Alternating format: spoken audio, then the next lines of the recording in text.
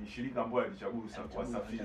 Hata wanapokuja wageni watalii ambao wanataka kufika Zambia kupitia Tanzania watatumia, lakini tukumbuke mapato yote ni yanakusanywa na Wachina kufanya kufidia pesa yao hapo sasa ya uendeshaji na pesa yao ya ukarabati.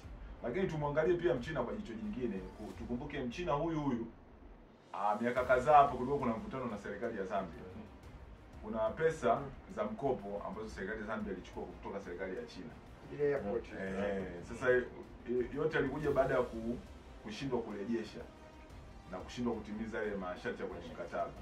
Ikapelekea serikali ya China ikapata moja kwa moja umiliki wa muda wa kuendesha airport ya Zambia pamoja na shirika la umeme la Zambia linafahamika kama ZESCO.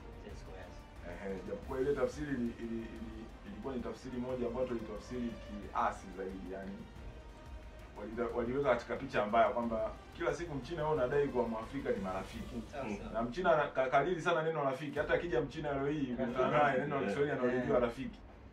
Kwamba kaaminishwa kwamba hawa watu bwana ni marafiki. Na kweli. Sasa urafiki gani huo mtu anashindwa kukulipa kidogo?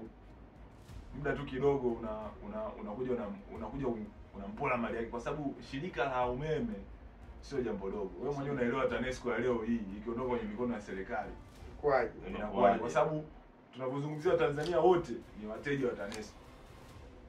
Huwezi ukapata huduma ya umeme kutoka sehemu nyingine zaidi ya TANESCO. Sasa leo hii unaambiwa shirika hilo sio haliko katika mikono ya serikali, liko katika mikono ya serikali ya watu wa China. Kwa hiyo nyinyi sasa mnapolipa, mnapofanyaje kila kitu, ile biashara sasa hivi anaendesha Mchina, anarudisha pesa yake. Ile imekaaje? Mimi